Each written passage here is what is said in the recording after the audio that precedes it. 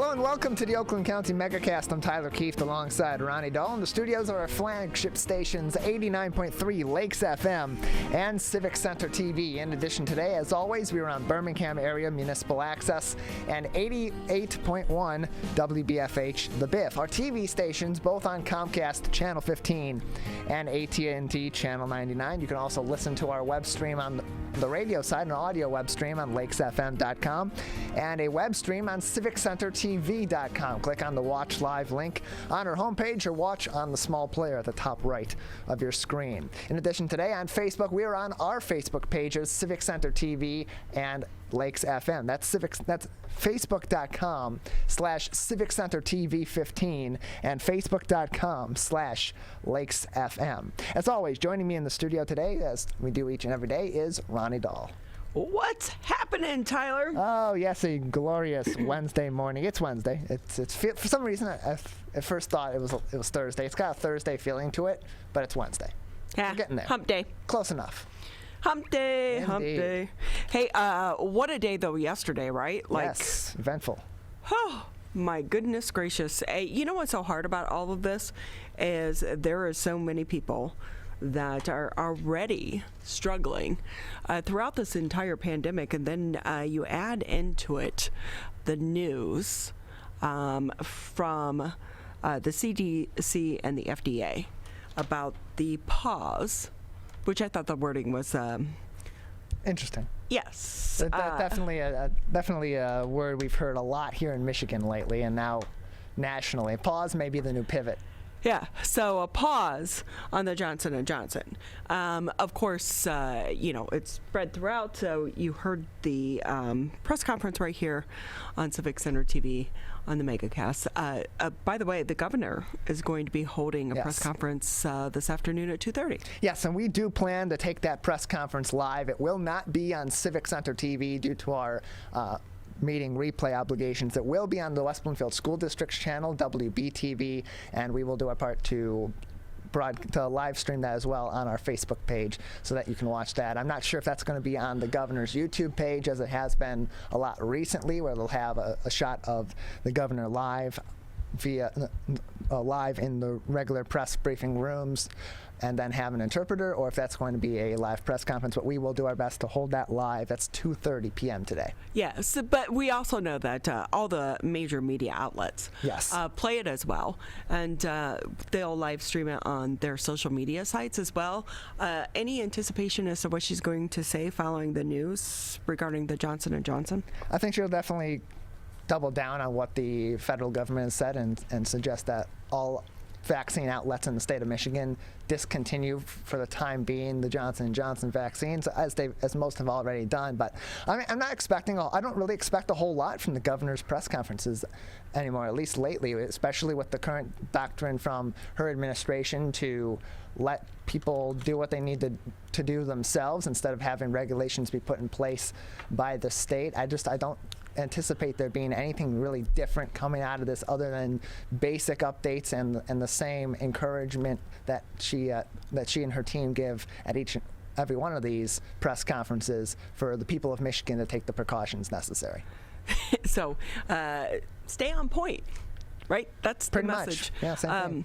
I will say, as someone that has media experience, it's always interesting to watch from the sidelines how quickly some of these government agencies do respond and get in front of the cameras to try to address this, because I will say I think they were all caught off guard. They found out about this at the same time we did as a general public. And you have to say, what? I mean, come on. Yeah, I find that to be really odd that the federal government agencies, the FDA and the CDC, obviously saw this coming. This wasn't some sudden, we all of a sudden have 6 instances of this rare blood clotting and we need to shut this down, at least temporarily, to get more information and get that information to medical professionals that may need it. Usually, as that process is ongoing and they're starting to learn about these things, they are informing other agencies and other government bodies so that they can be prepared for something like this, and especially on something that's as critical as the vaccine distribution, particularly the single-dose vaccine that a lot of these states, particularly Michigan, has been calling for more of as they try to race against the clock to get as many people vaccinated as quickly as possible and try to take down this current surge. The fact that our government seemingly knew nothing about it until we learned of it is baffling to me. It really is, because, and credit to all these agencies who had to really scramble at the last moment. But of course, the biggest concern is if you just got the Johnson & Johnson vaccine, you're a little freaked out right now. Right? Oh, yeah. I would be. And I've been trying to get it, by the way, because I want that one, the one dose, over the other two. Okay. So I've been hunting it down. And I was actually going to go to Detroit yesterday after the show to get it because they were offering it in the neighborhoods. And then it's like, well, nope. I might want to second guess that now. I don't know. It's rare cases, but it's a risk. So everyone right now, people who got the Johnson & Johnson vaccine in the last few weeks, shouldn't be nervous, though. That's according to federal officials, despite the nationwide pause on administering the shots after 6 reports of a rare type of blood clot. But they should keep an eye out for some possible warning signs. So the 6 cases were in women ages 18 to 48 who developed symptoms 6 to 13 days after receiving the shots. 1 person did die. Another patient is in critical condition, and that is according to the FDA and the CDC. So for individuals, though, who got the Johnson & Johnson vaccine more than a month ago and are not experiencing any symptoms, there's little reason to feel anxious. You're in the clear. That's according to Dr. Fauci. But for those who received the Johnson & Johnson shot within the last few weeks, it's important to be alert for the symptoms, which include severe headache, abdominal pain, leg pain, and shortness of breath. If you have any of those symptoms, you need to go ahead and contact your healthcare provider. The clots appear to be extremely rare. Almost 7 million people have already received the Johnson & Johnson shots since the FDA authorized it for emergency use just this past February. I still wonder, though, Tyler, maybe I'm a cynic, but we know all vaccines have side effects. We know the birth control pill, It has side effects, blood clots being one of them. We're talking this few people, 6 people out of nearly 7 million. Why are they sounding the alarm after such a huge push to get everyone vaccinated, and you're constantly telling everyone this is safe? And that's where my questions come in too, because with this being so rare and the messaging being, hey, we're taking extra precaution here to really understand this, and that's why we're calling for the pause, but there's no reason to panic. And if you've gotten the Johnson & Johnson, there's no cause for concern, but then also saying this is a concern, we need to pause this. It kind of throws me off, because the entire campaign right now is to try to reduce vaccine hesitancy so we can get the population vaccinated and get out of this pandemic and keep the general public safe from COVID-19 going forward, and put an end to this crisis we've been in for well over a year. And then you have a very rare 6 cases out of nearly 7 million people with these blood clots. And while you're saying don't panic, there's no reason to worry, you're also kind of giving the message of we're worried about this because you're shutting things down, even if it is temporary, even if it is a few days to gather more information and get that information out to healthcare providers. It makes me question, is this more severe than what they're letting on, or is this an overcorrection in this case when there's not a crisis there, and it could possibly be something that draws the public in the wrong direction on the safety of these vaccines? So the CDC is going to be meeting starting today to try to talk about the J&J vaccine and the next steps. And again, they're simply calling this a pause. Right. But pretty much every entity has gone ahead and stopped using the J&J. Yeah, we've heard from a number of them in just the first 24 hours of this that they are discontinuing the J&J. Many are scrambling to replace that or to just reschedule those that were scheduled for Johnson & Johnson vaccinations yesterday and throughout the rest of this week to make sure that those people are still going to get vaccinated, although it's going to be delayed because of this major setback. So yesterday there was a big vaccination clinic at Oakland University, and all systems, though, they were all ready to go at Oakland University Recreation Center. They had the clinic set up.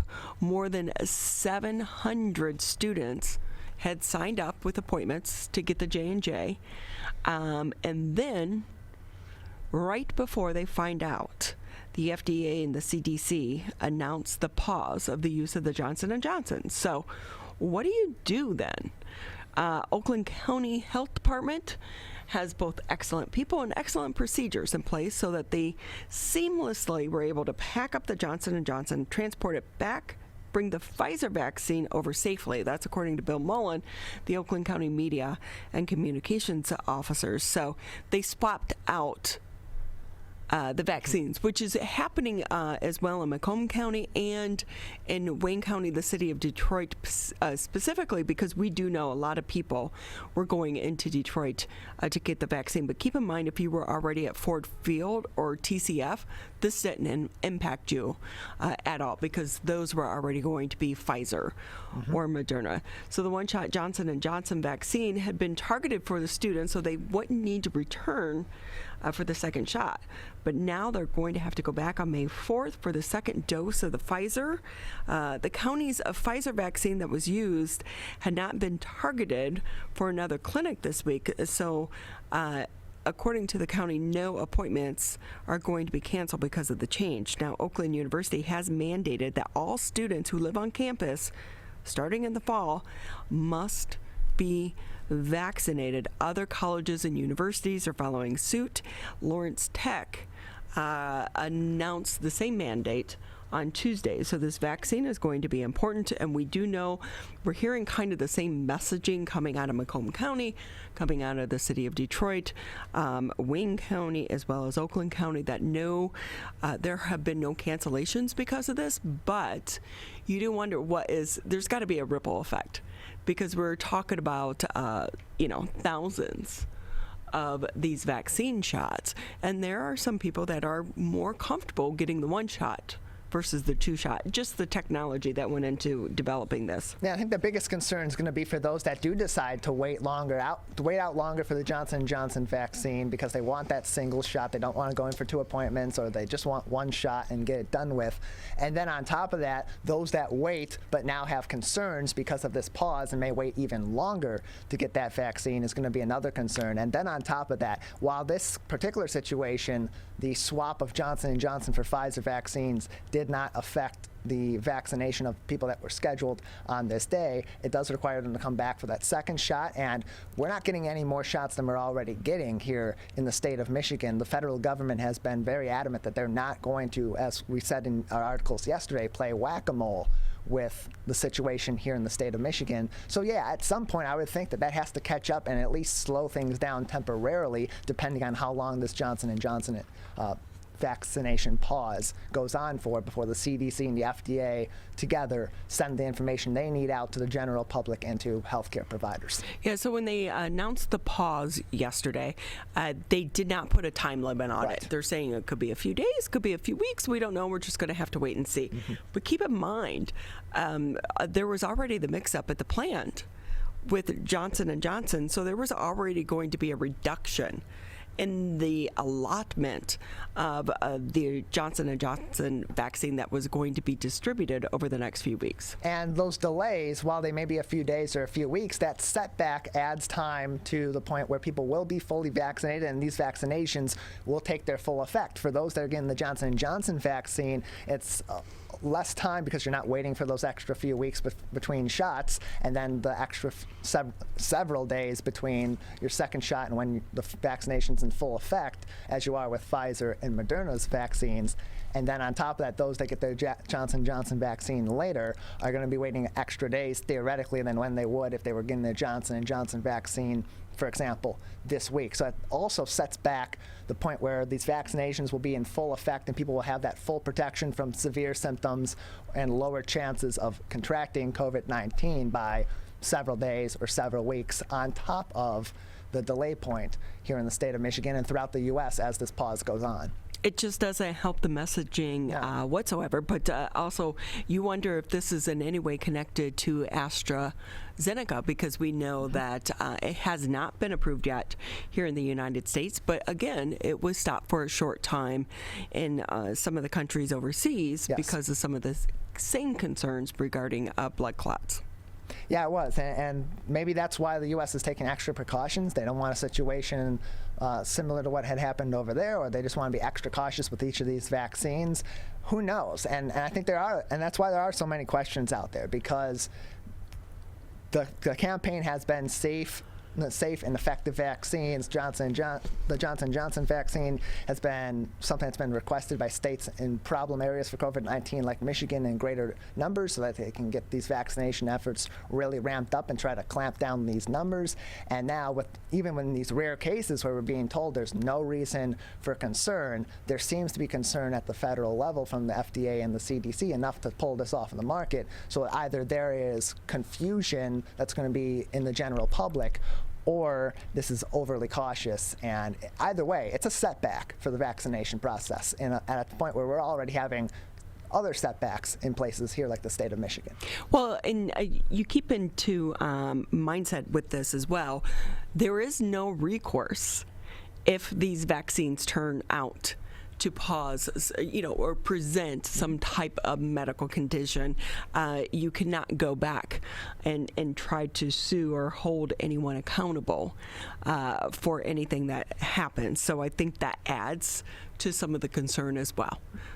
You put all these factors together, and it makes for an interesting time as well. So, hey, but on the backside of that, Moderna says new data does show COVID vaccine is more than 90% effective against the virus 6 months after the second shot. So again, we're learning new things about this as the new virus. So was more than 90% effective at protecting against COVID and more than 95% effective against severe disease up to 6 months after the second dose. That's according to the company. The update brings Moderna a step closer to filing its request for full U.S. approval for its vaccine. Full approval requires a more rigorous review process to show the shot is safe and effective for its intended use. So once it gets full approval, Moderna can then begin to market the shots directly to consumers and selling them to individuals and private companies here in the United States. So the new data does include COVID-19 cases through April 9th and evaluated over 900 cases, including more than 100 severe cases. According to the company, the vaccine is currently authorized only for emergency use by the FDA for people who are age 18 and older, and the agency can revoke the emergency use authorization or the EUA at any time. The company said its results are just in the beginning stages. Moderna said throughout the year it will share updated data on the efficacy against asymptomatic infection as well as the persistence of antibodies. So, and that's been part of the conversation and a part of the study. Is this going to be something you get the shot once? Do you have to get it yearly? Or now we're seeing every 6 months? How is this going to work? And again, as they continue to study this vaccine and how it impacts our bodies and the effectiveness of it, these are questions that we just have to kind of wait and see. Yeah, trial after trial, they're getting more information about these vaccines, about the effect that they have on people once the shots are in the arms and are at their full effect. But we still don't know a whole lot about the long-term effects of these vaccines and what may be coming in the future. And for that, you need a larger sample size. You need to run more tests. You need to run more experimentations and get a wider group of people so that your data can be frankly stronger and you can understand your vaccine and the effect of the vaccines better. So as we go on, we're going to continue to learn more about these vaccines and figure out if this is going to be a situation like we have with seasonal flu each year, where it's basically a booster shot against against the strongest variant or the 4 strongest variants that are out there, or if this is going to be something that you have to get twice a year, every 6 months, or if these vaccines may be fully effective for a significant period of time and there's maybe no booster. We'll find that out as time goes on. These experiments are going to continue to happen, not just with Moderna, but with the other vaccines as well. So, of course, you can always find the latest headlines. Just go to civiccentertv.com, click on coronavirus. There is all the information that you need to know, along with direct links to various entities, including the CDC, the state of Michigan, and Oakland County, so that you can read up on some of the information for yourself as well. We're going to take a quick break here on the Megacast on this hump day. Yes. A little bit lighter show. A little bit. Today. We'll be talking about the theater, businesses, shopping, which we always like. Shopping, sometimes you just need a little retail therapy.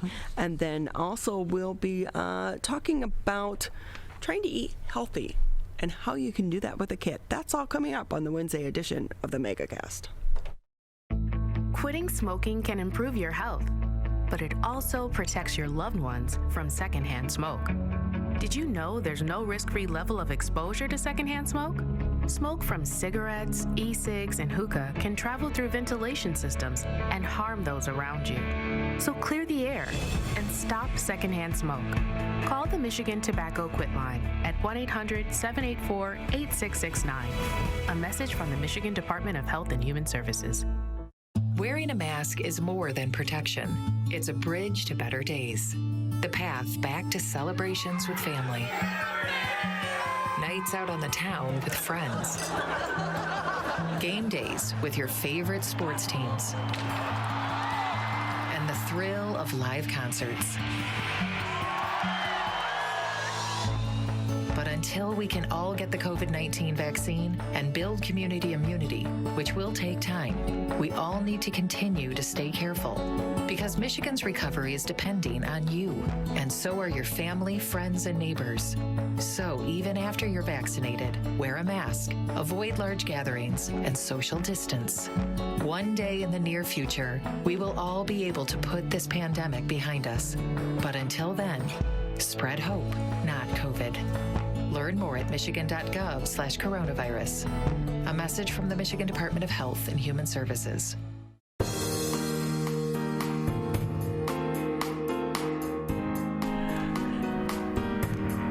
Great to have you with us here on the Megacast. I'm Ronnie Dahl in the studios alongside Mr. Tyler Keefe. And you know what? Sometimes in some weeks, it's only Wednesday. But I feel like it's already been a full news week. Yeah, we've had a heavy news week so far. Just in 2 days, we're only at 10:23 a.m. on Wednesday at this point in the show, unless you're watching in replays. But still, it's been a heavy week so far, Ronnie. But sometimes we have to escape the world that we have been living in for this past year. And for some people, we can do that. We're all doing it virtually now. But for Dr. Udi Kapen, he is not only a pediatrician, but he's also into the arts. And he has found a way to escape the world of COVID by coming up with his own unique play. And to talk a little bit more, let's bring in the good doctor. How are you today? Fine, thanks. So how is your life right now? Let's before we get into the details of your play, you're also a pediatrician. Right. I've been practicing for going on 23 years now. I'm at Southfield Pediatric Physicians, and we've been, through the last year, pretty consistently busy.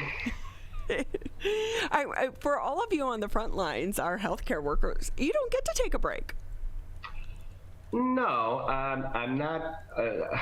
I'm not technically on the front lines. Let's say I'm not working in the emergency rooms. I have all the respect in the world for the for emergency room physicians and nurses and all the people who are there in the trenches daily, day after day, week after week.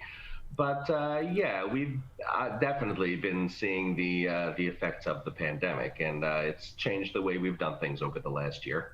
So, and Doctor, can we ask you, along with that, when we hear these surges and kids are involved, do you get a lot of panicked parents calling you right now?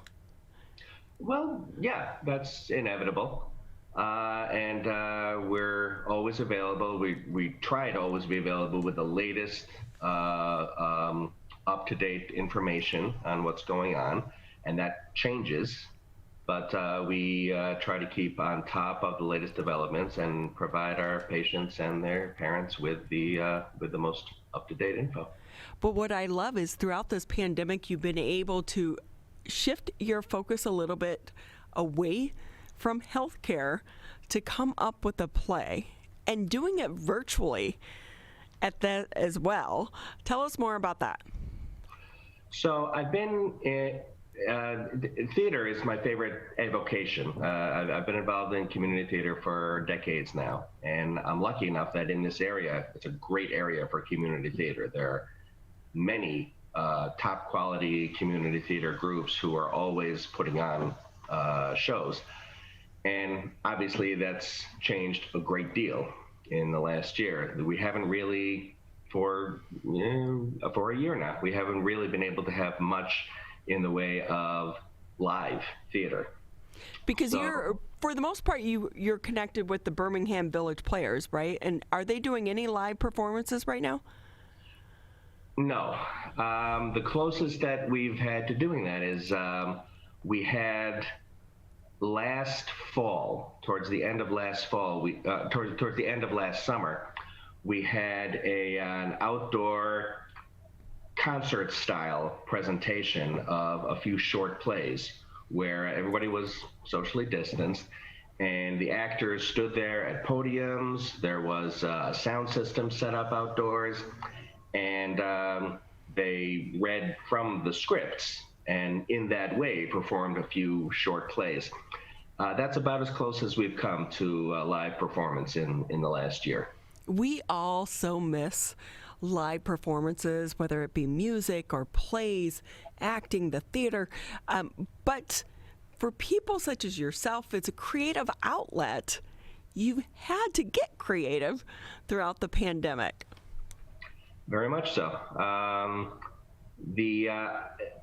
Luckily, at least a few of the local theater groups have found ways to keep theater going until we can get back to something that resembles normal. And we've done that mostly virtually, mostly through Zoom. There have been Zoom-based short play festivals, one-act play festivals that a few different groups have put on. And I was fortunate enough to act in a play recently that was part of a short play festival put on by one of the groups. But what actually has really helped me personally from a creative standpoint is that shortly before the pandemic started, I joined a playwriting group. I had felt for a long time actually that I wanted to do, I love acting. It's always going to be my first love in the world of theater, but I felt like I wanted to do something else in the world of theater.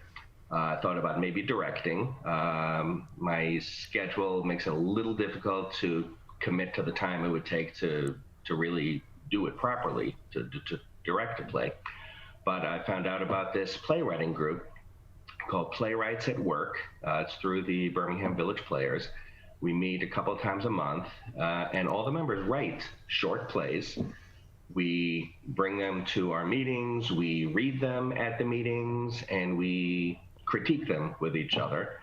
And at least when things are normal, a few times a year, we have festivals where we actually have our short plays performed. So that's kind of been put on the back burner over the last year. But luckily, at least in some ways, mostly virtual, we've been able to sort of keep that going. So this playwriting has been a terrific outlet for me outside of the realm of acting. Dr. Udi Kapen with us here on the Megacast, and with that, I have to ask you, the first time you wrote your play and you shared it, were you a little anxious? Yes. I'd never had a sensation like that. It was excitement. It was, a little anxiety. It's something where I put myself out there in a way that I never had before. And so the first time that I presented a play that I wrote at a meeting, it was something new and something a little nerve-wracking. I got good feedback, good tips on how to make the play better, and that's really what these meetings are all about. That's what the group is all about. I tweaked it a little bit, brought it back to another meeting with some of the changes, got some more feedback. It's all geared towards helping the playwrights in the group do the best work that they can do. So that was a little nerve-wracking. And then I was fortunate enough to actually have the very first play that I wrote performed at a live festival a few months before the pandemic hit. And that was a unique experience, to hear my words being performed in front of an audience of a few hundred, and to hear the feedback afterwards. It was really something. So what fuels that creativity bug in your soul? Very much so. And it fills a void. So with that, how have you been able to keep that going in the middle of the pandemic? So the meetings that we've had have kept going pretty consistently. We have, instead of live meetings, we have Zoom-based meetings now, still a couple times a month. And so even during this last year, the members of the group have still been putting out new material. And through that one outdoor festival that I mentioned before, we've been able to get the material out there. We're planning a very similar outdoor festival in a few weeks that will present a few of the never before performed plays that the group has written. And for me personally, apart from these community theater group-based performances, I was able to do a special project, a play that I had written about Passover, actually, which we just finished observing a few weeks ago. A play that I wrote about Passover was performed through my synagogue, and we were able to perform it live on Zoom, and it consisted of members of the congregation. So that was my first foray into directing a show, but that was truly a unique experience. That was a lot of fun from beginning to end. So with that, what advice would you give to other people who are trying to keep that creative spirit alive throughout this crisis? Well, it's a cliche, but I would say think outside the box. A couple of years ago, I never would have envisioned this as a creative outlet for me. Being in the area that I'm in, I pretty much have the luxury of being able, anytime I want to go out, schedule permitting, go out and audition for a play with one of the myriad of groups that are out there in this area. Again, when things are normal. But screenwriting was never really on my radar until or rather playwriting was never really on my radar until just a couple of years ago. And now, as much as I love acting, I think I love playwriting just as much. So I would say adjust to the situation. If you can't do one thing, try to figure out a way to do another thing. Look around, see what's out there, and find an individual or a group that shares your interests and allows you to be and do what you want, and do it. Dr. Udi Kapen with us here on the Megacast. He's not only a pediatrician by day, but also an actor, and throughout the pandemic, dipped his toes into playwriting. And with that, doctor, as well, so many people are experiencing a high level of stress throughout this crisis. And a pediatrician, I'm sure you've felt that as well. How has this helped you manage the stress levels of this crazy world we're living in right now? You mean on a personal basis? Yes. Well, again, it's been a terrific outlet for me. It's relaxing for me to sit down and start writing a new piece or tweak an old piece. When the creative juices really start flowing, the words practically stream from my brain into my arm, into my hand, and onto the paper almost of its own volition. And it's terrific. It's a great stress reliever, and it's incredibly fulfilling in a way that I never would have thought would be, really. So, any other new plays in the works that you're working on? All told, since I joined the playwriting group, I've written about half a dozen of them. They've all been presented to the group, but because of the situation, not performed really in any way. So hopefully some or all of those plays will be performed in some way. But yeah, I'm working with kind of a germ of an idea right now in my head that I'm hoping to turn into a short play to present in some form or another. But I'm always working with some ideas. Some of them I just discard out of hand and maybe come to a little later, and some of which I kind of nurture for a while before I actually start putting pen to paper. So we've had so many people remind us that after the Spanish flu, we had the roaring 20s. And I think coming out of this pandemic, we're going to have so many of these great things that creative people such as yourself created throughout the pandemic, but weren't able to get it performed in the way that you wanted it to. So maybe the next year, the next 2 years, we're going to have an explosion of creativity.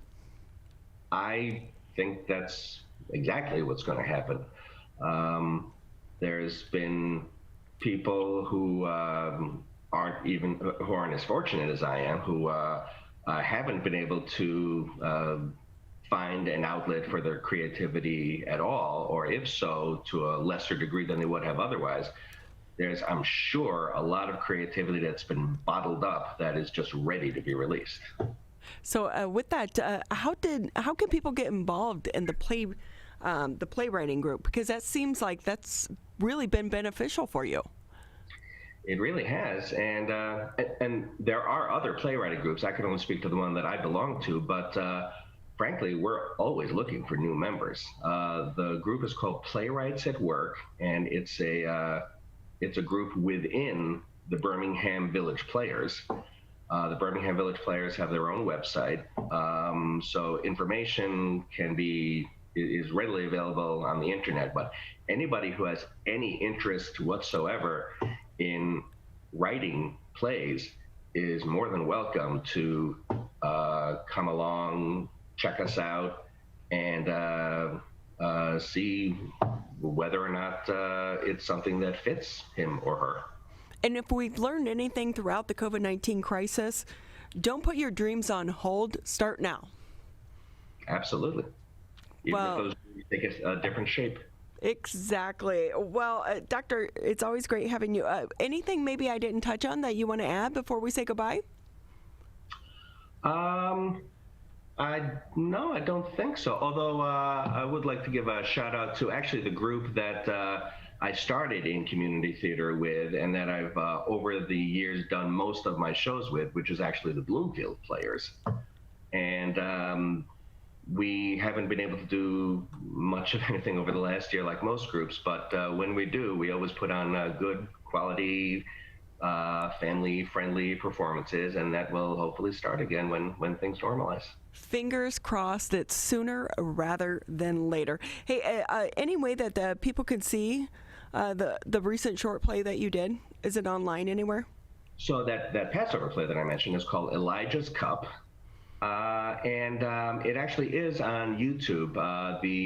That, as I said, came together through my synagogue, which is Congregation B'nai Israel. And basically what you do is go to YouTube and search Congregation B'nai Israel, West Bloomfield. It'll take you right to the YouTube channel. And one of the things that's on that channel is this 15, 20-minute play of mine that was performed to a nice response. That is great. And you know what? I love starting out small, too, for some people. It might be the way to go. But thank you for coming on and sharing your story. Let's hope it inspires other people as well. Find a creative outlet throughout this pandemic and believe in your dream and just go for it. Thanks very much. Absolutely. Dr. Udi Kapen with us here on the Megacast, a playwright, Playwrights at Work through the Birmingham Village Players. He's also a pediatrician pulling a double duty, serving our community, but also trying to live his dreams as well. Always a great reminder to all of us not to be one-dimensional throughout this world. We're going to take a quick break here on the Megacast. When we come back, our good friend Suzanne Levine will be with us from the Chamber of Commerce. This is the Megacast.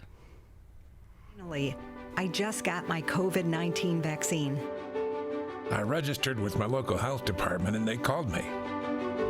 I got mine at the pharmacy and my neighbor got hers from the hospital. I'm not a techie person, so I called the COVID hotline and they helped me schedule an appointment.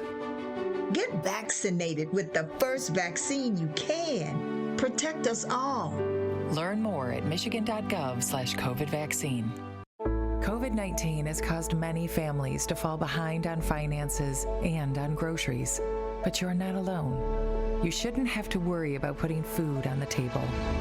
My Bridges offers access to quality food and income assistance to help families across the state get the food support they need. It's easy to apply and easy to start shopping.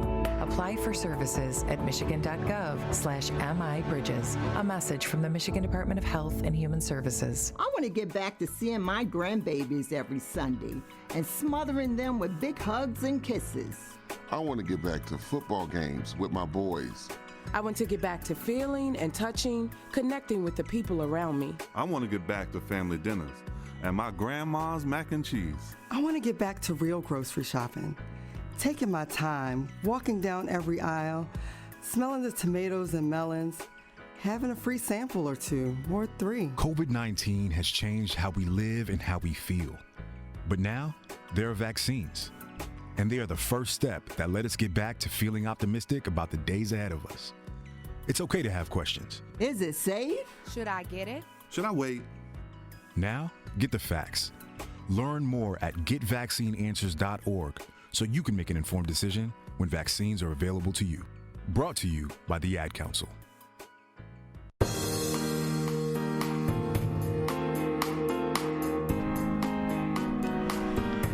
Thank you for taking time out of your Wednesday. It's hump day. Yes, it is. Happy Wednesday. And you know what? The sun was beautiful yesterday, though.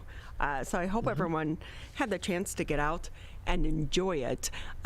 So my dog, Dixie, the wonder dog. Oh, yes. She likes to go for car rides, and she gets very pesty if she doesn't get to go for a car ride. That's why I keep my smart car, is just for the dog. So the dog can, take a cruise in the little smart car because I don't let her in my SUV.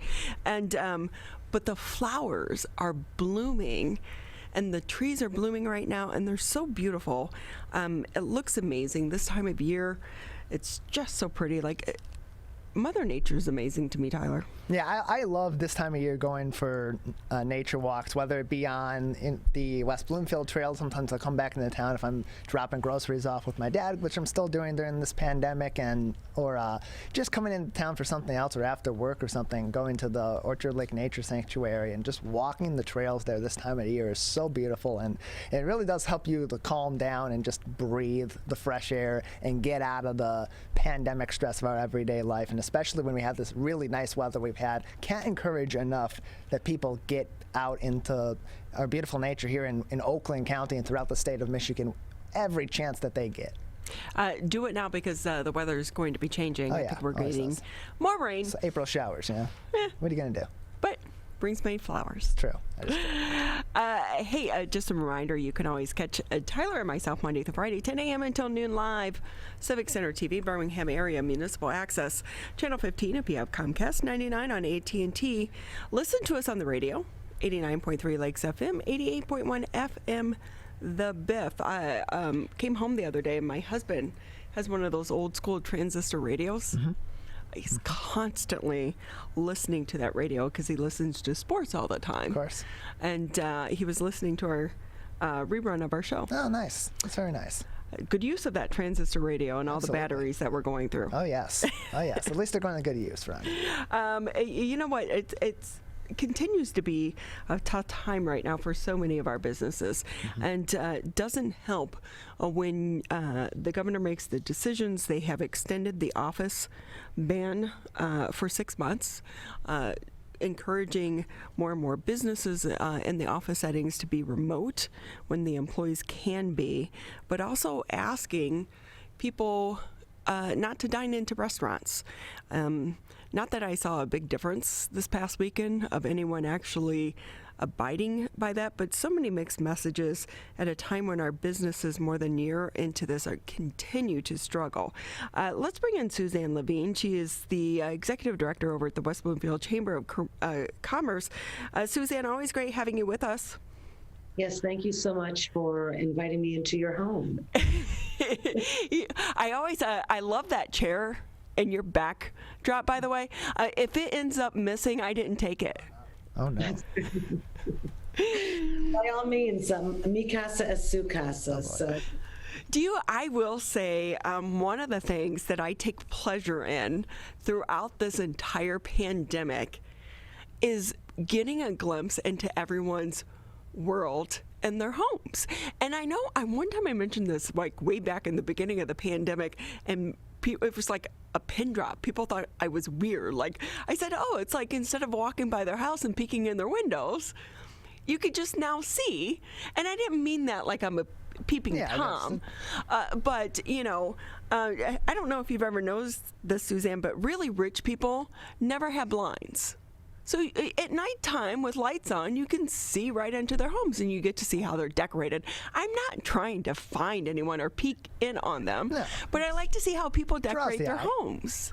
Absolutely. The home tours used to be so popular, and I used to be an estate sale addict, and one of the reasons was to go into people's homes and get ideas and see how they lived. I mean, you get a glimpse of their personalities and things that interest them. So I really miss that. I hope that I'm able to, do that again. See, so I'm not that weird. No, not at all. I mean, if you would see people lined up to go into some of these estate sales, and you'd know it's, part of it is, I'm sure, the hunt. But the other part was some of these homes were incredible. And just to see how they live, the rooms and the way they're decorated, and it's really phenomenal. So, I really miss that. So this is a good way for us to be able to peek into your home, but it also shares a little bit of personality as well. Although we do know that, we stage everything in our house for the backdrop for the most part. Of course. Hey, Suzanne, how are things going? Tough week for businesses, because I wonder too, so many mixed messages here in the state of Michigan. We're in the middle of a surge. The numbers are worse now than what they were at the beginning of the pandemic, and you think about all the sacrifices that we've all made to try to avoid exactly where we are right now, especially the businesses. Absolutely. It's almost counterintuitive. There are states that have, like Texas, that, don't have the mask mandate, or Florida that never really shut down. And our numbers are surging.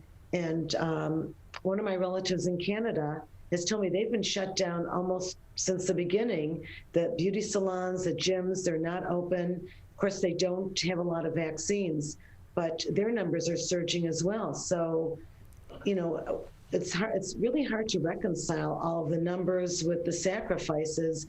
And then when you hear the CDC director saying, well, you can't vaccinate away a surge, then it makes you wonder why this big push to vaccinate if it's not really working. So I guess, there's too many mixed messages, and I think people have that, pandemic fatigue. they feel like they've sacrificed a lot. People have lost their businesses, they've lost loved ones, and yet there doesn't seem to be any, panacea to all of this.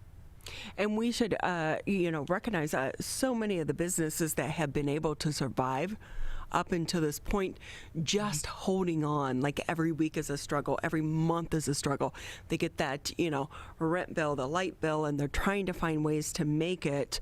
There can seem like there's no light at the end of the tunnel, but yet they keep going, which really talks about the spirit of some of our business owners here in our community.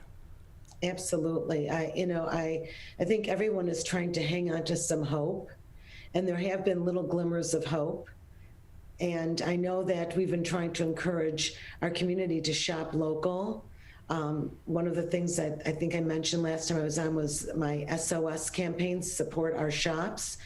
And so every month I put 2 trivia questions, and our great partner, LaFontaine Automotive Group, has purchased gift cards to our small local businesses. And so hopefully that, it'll bring some business, into these shops.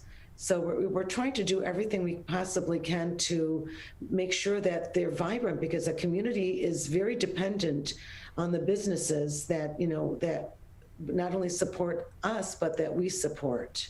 I think what's sad about this at this point in time, Suzanne, and maybe you can talk a little bit more about how some of these businesses are trying to counteract this, is that in the beginning, people did not anticipate for this pandemic to last this long, so they were very supportive. They were eating out, and when the shops and stores were able to reopen, they were going into them. But now, it's almost as if we're not seeing that same support. No one's buying lunches and dinners for our healthcare workers, but yet they're on the front lines and they're continuing this fight. And the same thing with so many of our local businesses. Are they experiencing that as well? Yes, we know that the grocery stores have just done, phenomenally well. The larger, chains like Costco and Walmart, et cetera. It's the smaller ones that I think we need to remind people that we need to support them. I've seen so many businesses go out of our community. It's really heartbreaking. I know that I'm trying to work with them and trying to figure out ways, whether it's home delivery, whether they're putting, some of their merchandise online through other support groups, trying to create Facebook pages for these people. Small little community. I know there's moms groups and there's all these other ones, and trying to, advertise that these businesses are really important, not only for their survival, but for ours as well. So, trying to figure out ways to connect businesses with each other. The Chamber has like 5 different networking events that tries to advertise our small businesses with our Connect with an Expert. Our senior resource group is very, very popular. And these are, many of them are small businesses like home health care workers, et cetera, that are, trying to make sure that they stay vibrant in these times. What's been hard for some of these business owners, though, on the backside of this, they're trying to increase their business, but on the backside, they're having trouble getting employees right now. Yes, it's very difficult. I think part of the issue was that a lot of people were being paid more than they were being, than they actually brought home. So it really disincentivized people to go back to work. I think, if anything, if we want to encourage people to go back to work, the government should offer them an extra stipend as opposed to stay at home and make more money. It was really, I know a lot of the businesses, and unfortunately, I was hearing from people that in the workplace, like, why should I go back and risk my life and endanger my family when I can make $400 extra a week or more? So with that, we're talking with Suzanne Levine from the West Bloomfield Chamber of Commerce. We've talked about this so much throughout the past year, but the best way for people to understand and support some of these local businesses. What are your suggestions? Well, I think, part of it is even visit our website, westbloomfieldchamber.com, and see some of the events. Go and see some of our members. We have a senior resource group network there too. And, try to figure out ways that you can, walk into a store or contact them, see if they have merchandise online. Go visit our local restaurants, support them, carry out a meal. I think that there's so many different ways that people, even if I don't expect people to go there every day, but if once a week, once every other week, they try to, do something to show their support, that would be great. Go to their Facebook page and like it. Go to YouTube and see if they have any videos. Anything you can do to spread the word about these local businesses would be really fantastic. Or they can contact me and see how they can, support them. How much, it's a little bit different setup for us here in West Bloomfield, and the fact that we don't have that hub of a downtown area. However, I know that even since I've been coming back into the studio, I stop at the local gas station. I fill up my car more. I buy water when I don't bring it from home. Little things like that add up. So when the governor announced the extension, what was the reaction from some of your business owners? Because we are also in the middle of a surge at the same time. I think, part of it is that they were pretty depressed and devastated, because even though, they know that, some of them are still going to stay open and they're still going to have clients, and there are people that, refuse to comply. But I think, they're trying to figure out, how can they work with these new rules and yet keep their businesses open, especially the restaurants. It's been so tough on them. And I know that they're trying to, reorganize. I know sometimes their menus are limited and they charge a service fee. And, they're just trying to figure out ways, to keep their help, because we know that a lot of the restaurant workers are not making the same amount in tips that they did prior to the pandemic. I know they were hoping that there would be a little more flexibility in her rules, and I know it's for 6 months, and they're hoping that, if things can, quiet down, then, she'll relax some of them. We're talking with Suzanne Levine. She is with the West Bloomfield Chamber of Commerce. And Suzanne, I know for so many people, we have had a big focus on the retail stores and the restaurants, but there are business entities outside of these avenues as well. What other areas are you seeing that really need support right now? I see some of the, local health establishments that are maybe a little bit non-traditional.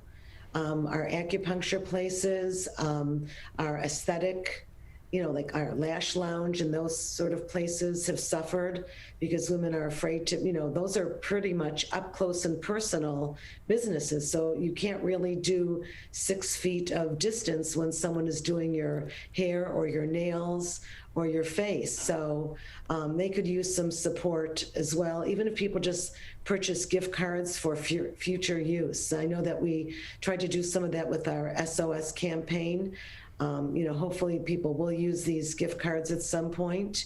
But it's really important because hopefully at some point we will figure out a different kind of normal that we can, resume some of the activities that we really miss and make us feel better about ourselves.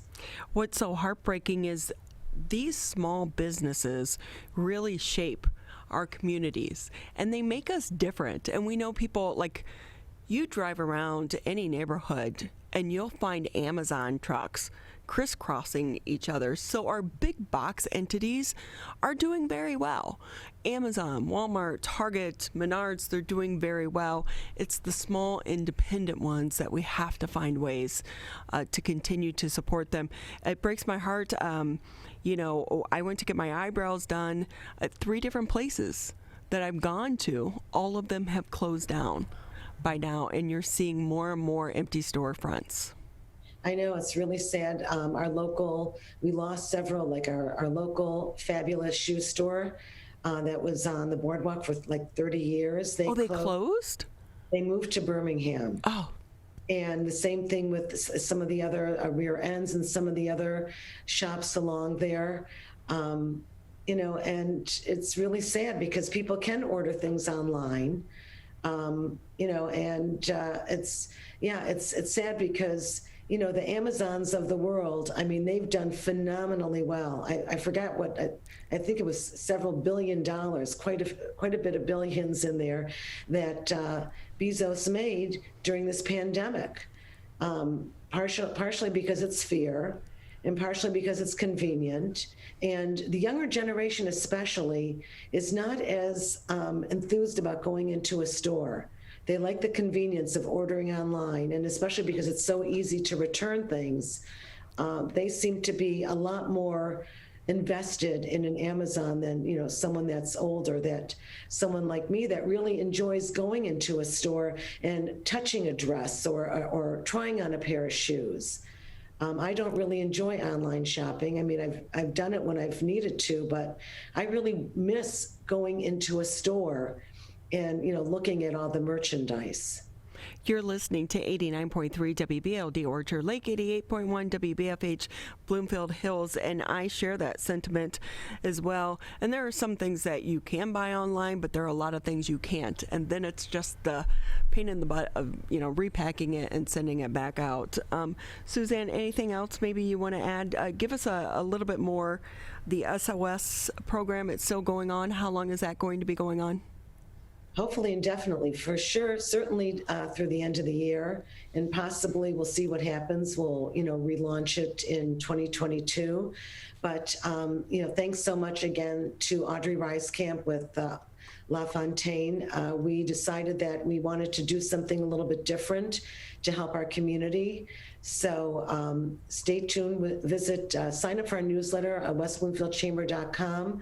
And the first and the end of the month, we have a trivia question, and the first person to answer correctly wins a $25 gift card. It's everything from our local Crispelli's, Lash Lounge, Toyology. So she has gone around this community and purchased gift cards from our small businesses, which has been awesome. That is awesome. And again, what's your website again? It's www.westbloomfieldchamber.com. And on the right-hand side, it says sign up for our newsletter, and all of our events are listed. Go visit our website, see who our members are. You know, send them an email, tell them you support them. Even if you don't go in, it's nice for them to know that the community is, you know, supportive of our businesses one way or the other, any way that they can do it, that whether it costs them money or not, they need the support. I agree so much. Suzanne, always great having you with us. We appreciate you taking time out of your day. Thank you, and I'm always willing to lend you a chair. Thank you so much. Suzanne Levine, the Greater West Bloomfield Chamber of Commerce. Please support local. I know so many of us are tired, but we're not out of this. And when your entire livelihood and you've invested into your business, we need to find ways to continue to support them in so many ways. So we're going to take a quick break here on the Megacast. Still a lot to get to in the second hour of the show. When we come back, we are going to be talking about Earth Day and healthy food. That's coming up next on the Megacast. Right now, our country feels divided, but there's a place where people are coming together. I was nervous to talk to someone so different than me. Me too. Love Has No Labels and One Small Step are helping people with different political views, beliefs, and experiences connect through conversation, and it feels good. This conversation gives me hope. It gives me a lot of hope, too. Take a step toward bringing our country and your community together. Start a conversation at lovehasnolabels.com/onesmallstep. A message from StoryCorps, Love Has No Labels, and the Ad Council. Over a decade ago, the journey to a COVID vaccine began. Building upon research on other coronaviruses, scientists continued with months of research and development, 3 phases of clinical trials with tens of thousands of diverse volunteers, then peer review and authorization to deliver a safe and effective vaccine that will protect all of us. Discover the facts for yourself at michigan.gov/COVID vaccine. Wearing a mask is more than protection. It's a bridge to better days. The path back to celebrations with family. nights out on the town with friends, game days with your favorite sports teams, and the thrill of live concerts.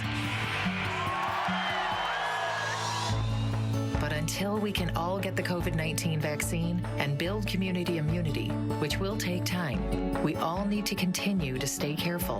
Because Michigan's recovery is depending on you, and so are your family, friends, and neighbors. So even after you're vaccinated, wear a mask, avoid large gatherings, and social distance. One day in the near future, we will all be able to put this pandemic behind us. But until then, spread hope, not COVID. Learn more at michigan.gov/coronavirus. A message from the Michigan Department of Health and Human Services. Great to have you with us on this Wednesday edition of the Megacast. I'm Ronnie Dahl here in the studios with the one and the only Mr. Tyler Keefe. Always great having all of you take a little bit of time out of your day to be with us here on the Megacast. As a reminder, you can always catch us live Monday through Friday, 10 a.m. until noon. You can find us on Civic Center TV, Birmingham Area Municipal Access, Channel 15 if you have Comcast, 99 on AT&T, but you can also listen to us on the radio, 89.3 Lakes FM, 88.1 FM, The Biff. As we continue to navigate the pandemic, one thing I think that really has become such a big issue and an awareness for all of us is to eat healthy, to take care of ourselves. And we need to do that because when we are healthy, it helps us to fight this pandemic. For the people that have been unfortunate enough to come in contact with COVID-19. And so to talk a little bit more about eating healthy and so many other things, let's bring in Wren Hack. She is the Executive Director for Hazon Detroit. Thank you so much for being with us. Oh, thank you for having me. I'm excited to be here today. You have a lot of props with you today. When I was working with Larry, he was like, well, your head's cut off. And I was like, don't worry about the head. It's the products. It's all important. It's the product. It's a product. Wren, it's always great having you, but it's been months since we've had you on the show. So for those that aren't familiar with the organization, tell us more on what your mission is. Okay. So our nonprofit organization is called Hazon, and we are involved in environmental sustainability. And so what that ultimately means is at times it means caring for our environment, and at other times it actually means caring for ourselves as well as the environment. We haven't seen each other because this past year with COVID, we have been involved in reducing food waste and doing food rescue. So we have been taking food that would otherwise have been put into the landfills, because it's box stores, grocery stores, so many food production companies were shut down because of COVID. So we were taking that and moving it to pantries. But now spring has sprung. We have other organizations to take our place. And so it's time for us to get back to, as you say, really caring for ourselves, not just sustaining ourselves, caring for ourselves, and also caring for our environment. So we are trying to make it easy for people, recognizing what we have come from and are still involved with. So we came up with the idea of sustainability starter kits. I like that. And how would that work? So what it is, it's a subscription service. There are 6 kits. The first one is, just as you say, if we're trying to be healthy, the first one is centered around plant-rich diet. So what you see in front of you is what you would be getting in the first kit. And that means, so we're combining both caring for the environment and caring for the self. So first we have upcycled, you'd get everything that's going to come into your kit will come in an upcycled bag. It could be made from upcycled juice labels or Luna bars, or this is made from denim scraps. Wow. This is made from rice bags in Cambodia. So first, everything comes in that. And what we ask people is hang on to it. Give it back to us when your second kit is coming, and we'll, put your second kit, your third kit, your fourth kit back in the bag, or we'll just give you another, easy, typical like paper bag to put them in. So as I mentioned, the first kit is based on plant-rich. We know that eating less meat and more heavier plant-rich diet is more healthy for us, but it's also much healthier for the environment. If you take a typical 5-ounce steak, you've basically taken, first of all, to create that is 570 gallons of water for just a 5-ounce piece of steak. You've also created enough emissions, the same amount of emissions that you would drive your car for 10.5 miles. So it's, unfortunately, industrialized meat is not supporting the environment. Mm-hmm. And so we're giving people ideas and suggestions as to how they can, we're not telling you that it's not our job to tell you not to eat meat. It's our job to give you ideas and ways of which you can perhaps eat less meat. So, for instance, we have what's called a soup in a jar. It is a vegan soup already. You just add water and cook. It will serve 8 people. And it's in a glass jar because we're going to ask you to hang on to that glass jar, because in another kit, we're going to make it into a soap dispenser. We have recipes for a vegan challah, which for those of you who haven't grown up with challah, it's an incredibly wonderful kind of sweet, light bread, but it normally calls for eggs. And the industrialized egg production is, again, not necessarily great for our environment. So we're offering you a recipe card for eggless challah, which is delicious. And we not only offer you the recipe, we also offer you the ingredients to make that. Then we offer you another recipe. We met with a vegetarian chef in Detroit, and she created a lentil steak with mushroom gravy recipe. Again, replacing what you would think of if you're thinking of eating meatloaf or a steak or pork chop. Try this recipe instead. And we provide all the ingredients. That's why the mushrooms are sitting here, the red pepper. You've got, it calls for flour.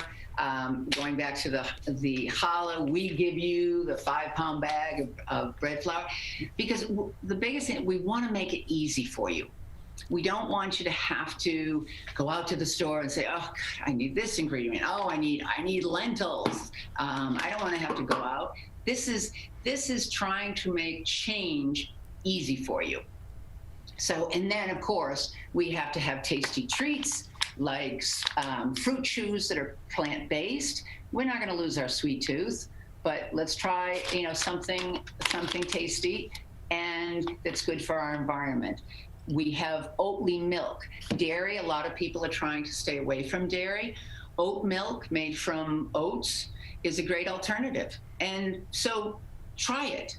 You may, any of these items, the other thing is Just Egg. It's an incredible egg replacement, actually made from mung beans, which one wouldn't think of mung beans as going into making eggs, but they actually make pretty darn good scrambled eggs, or put it into a recipe that calls for eggs. So that's one kit, 1 out of 6. And this is what will be this is our first kit, and we'll be going out in the next couple of weeks. Our first distribution is coming up this Sunday, but we'll have other distributions. And it's just a fun way to get back into caring for ourselves and recognizing the impact that we all make on our environment. I know my sister and her family have gone plant-based over the past 6 months. It's a new way of eating, but in the beginning it can be a little bit overwhelming to try to change our habits. It's about addressing our habits. Exactly. And we are not saying, okay, you need to change your habits. Any of the 6 kits are about introducing ideas that make it possible for you to potentially change a habit. What we hope for is at the end of November, when we've distributed all 6 subscription kits, you may discover, oh, I can do the reduced energy use. I can do a piece of plant-rich diet, and I can do more buying local, as Suzanne, your previous guest, was talking about. We have a whole kit based on grow local, buy local. I do love that as well.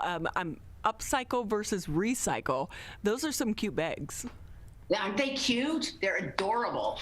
And it's just another idea of putting it into people. We know people have a ton of tote bags, canvas bags that they've had, and that they're sitting, in a box of bags. This, we felt, not only messages, hey, I didn't realize, one, that my Luna Bar wrapper is not actually recyclable and is not biodegradable, and yet someone has come up with a fantastic idea of making it into something that is reusable. So it's the whole idea of, as you say, upcycle. So with that, this conversation for some people can be a little bit overwhelming. Is there a way to start a new lifestyle with baby steps? Okay, so this is what we provide you with. As I mentioned, you'll receive, a recipe card. Try the recipes. Easy baby steps. You've got all the ingredients, easy to do. The other thing is we have an explanation of all the different products and why. Why might you want to switch to oat milk? Or why might you want to switch to just egg? And it's just, again, by trying it, by putting it into people's homes, one, we're creating an experience, and 2, we're creating education and opportunity for change. So it has to be step by step, especially right now, unless you're being told by your doctor that, hey, listen, let's make a big change, then let's make that change a large one. And again, this helps you in those steps, because let's say they say, listen, we want you to go more, get more beans, get more fiber in your system. Okay. Bean soup is fantastic, and once you try this, you're going to realize, oh, I'm not missing the meat. I don't feel like I'm missing anything. Wren Hack with us here on the Megacast. She's the executive director for Hazon Detroit. And with that, Wren, how hard a message is this to try to share with the public when we have some of these diets, like keto diet, is so popular? So, yeah, this. You're like, oh, that's a conversation for another day. That gets us into a whole other thing. It's basically our job, because we're involved in environmental sustainability. Our job is to raise awareness and to provide opportunities for change and different commitments. So, as I was saying, this is one of 6 kits. The other kits are not based on diet. They're based on, what are you doing in the home? What are you purchasing? What is your energy use? And so we are not dietitians. We do not pretend to be that which can tell you how to eat. We're just saying, listen, a plant-rich diet is helpful for you and helpful for the environment. So try it out. So we are going into the spring and the summer months. One of my biggest pleasures is going to the farmer's market. Every Saturday morning, whether you make the trek all the way to Eastern Market, you stay here in Oakland County or Royal Oak, whichever one you go to.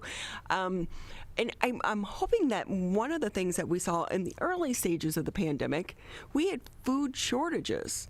And I think it started to open up everyone's eyes to the supply chain and where some of our food comes from. Do you think that conversation and that awareness is continuing right now, or have we gone back to our old shopping habits? So what I will say is one of the reasons why we did this sustainability starter kit is because I don't think there is a question of going back. I think the pandemic has created an immense wedge in our lives, and we have to, the team when we were coming up with this idea is, it's not, in a sense, it's not even reminding people where we were. It's moving forward and saying, where do we wish to be? And I do think, as you say, there are a lot of buy local companies that are trying to restart and that are actually have been continuously going, but it's different. Mm-hmm. And that's why one of our kits is based on buy local, grow local, because it needs that attention. And that's, I mean, I could either switch the camera so you can see what's all on the other side of the table, because we have more props. But for instance, in the grow local, buy local, we'll have locally made products, because it's important we believe it's important to support those organizations, those companies that have been trying to get through this last year, and we're going to be working into a year and a half of just struggling to get through. So our belief is, one, from a economic perspective, it's great to support our local companies, but also from an environmental perspective, it's really important to support local, because it means it hasn't been shipped across the country. Emissions haven't been put out into the atmosphere. Fuel hasn't been spent. And so, as you mentioned, going to the Royal Oak Farmers Market, going to Eastern Market, hopefully, we will be able to do that as we once were. But even if not, we're going to be there providing people with ideas for how they can buy local and experience the local flavor, and by buying local, you lessen the environmental impact. So you're loving the environment, yourself, and the community all at the same time. Wren Hack with us here. She's the executive director for Hazon Detroit. And with that, Wren, how can people find out more if they want to sign up for this subscription base, and what is the cost? So they can go on our Facebook, Hazon Detroit, and there'll be a link to click on there. And it's actually a sliding scale, of which we ask people to pay from $79.95 for the six subscriptions, all the way to like $209.95, I believe, which is the actual cost. And so what we wanted to do is get this into people's homes, and not recognizing where we are economically as a community, not put it as not make it a burden. So if people can afford it, great, pay the full price. Help others who can't. And so I don't know if you want to see, just as a teaser, if you want to see what some of the other kits are going to look like, or potentially could look like, happy to show you. Or you can go on our Facebook page and see. We're running a little bit behind, so we'll save something for everyone to experience through your Facebook page and your social media. But I love what you guys are doing for the community and the environment as well. So thank you for all of your time and all of your effort. Wren, I'm attempting to do a raised bed garden in my backyard this year. So I have a very black thumb, by the way. Well, you have to get on our, if you go on our Facebook page, you can also sign up for our relief garden kits and get that compost and seeds delivered right to your house. I love that.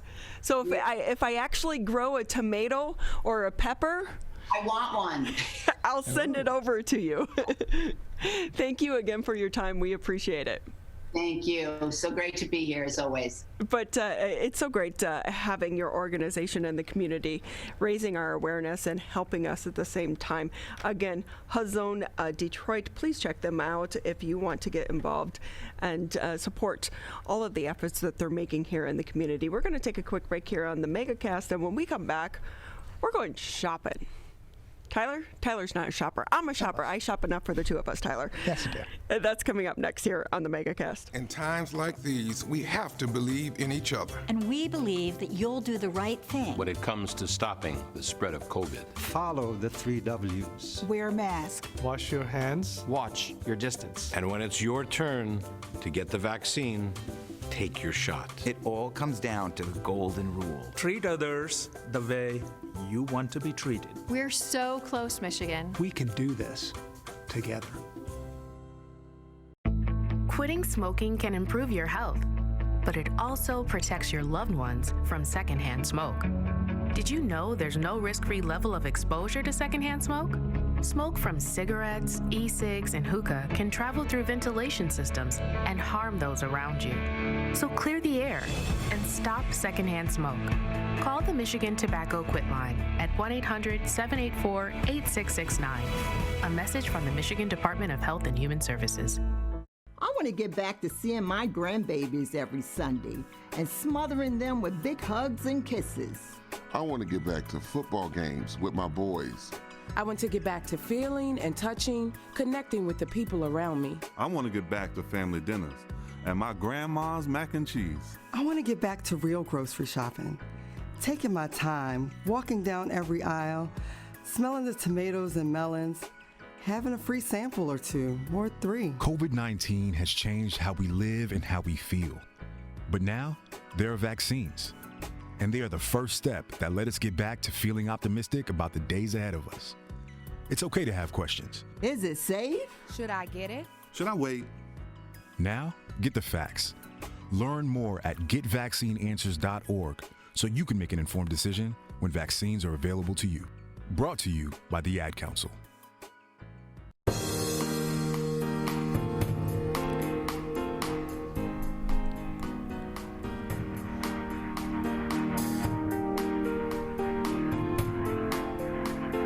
Not hearing it, Ronnie? Not hearing? Oh, no. Not hearing it. Oh, let me see. Let me get help right here. Anyway, you're listening to the Oakland County Megacast on 89.3 Lakes FM, Civic Center TV, 88.1 WBFH, The Biff, as well as Birmingham Area Municipal Access. Today, we're on the Facebook page of Lakes FM and Civic Center TV. Ronnie, now are you hearing us? Well, it might help if I actually put in the right headphones, because I put in the headphones. I mean, it's right there. It's right there under the table too, so it's like it's easy to bump it, and those cords, the ends have they're kind of sensitive, but it's all technical jargon. We got it. Look, it's Wednesday. Oh yeah, exactly. You know what it is I lost my earbuds for my phone, which is just another sign for me to divorce Apple. But I'm not ready to pull the plug just yet. But so I've had to go back to using plug-in, headphones into the Apple phone, which is such a pain in the butt. So anyway, hey, great to have everyone with you, with us. I'm Ronnie Dahl here in the studios with Mr. Tyler Keefe. Tyler? Yes. You know I like shopping. I do. I'm aware. It's been really hard for me over the past year because I'm trying to curb my shopping habit. Because especially now, one of the things is you're not wearing your clothes like you used to. Right. So it's different clothing. So now I think I need new sweatshirts and new sweatpants because I don't have enough. Oh. But I have like a million dresses hanging in the closet, from the good old TV days. So you're like, so now I have to shop more. But my husband just doesn't understand. Of course. I mean, how could he understand? I think our next guest would completely understand my line of thinking. Katrina Lutz is with us now on the Megacast. She's a marketing consultant for the Village of Rochester Hills. I'm not crazy in my thinking, right? Especially with all of our stores having a new spring fashion line, whether or not you are more looking for athletic apparel or the fun dresses. Obviously, you're not on that front, but they've got everything for you. Look, we're a year into this pandemic, and while it was exciting in the beginning to break out the good old sweatpants, by now we're a little tired. You have to swap them out just like you swap out your clothing. Absolutely. And it's getting to be warmer out, so your sweatpants probably might not be the best bet in 90-degree weather. So I have to ask, from a marketing standpoint, how does that change this whole crazy world that we live in because offices are still closed and how people are shopping. Have you seen a difference there with a lot of your stores and how they're marketing to the public? So we're actually doing great. With our tenants and everyone who's at the Village, they're working around what they have to offer people. And, whether or not that's from the waist up or full body, they still have something for everybody. What about the home stores? Home stores are doing well. I mean, this is the time for people to start remodeling and doing projects that they've been putting off for months or even years. So they've got the means to do that now, and I think they're really taking advantage of that.